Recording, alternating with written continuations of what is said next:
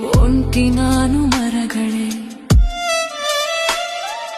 ಒಂಟಿ ನಾನು ಎಲೆಗಳೇ,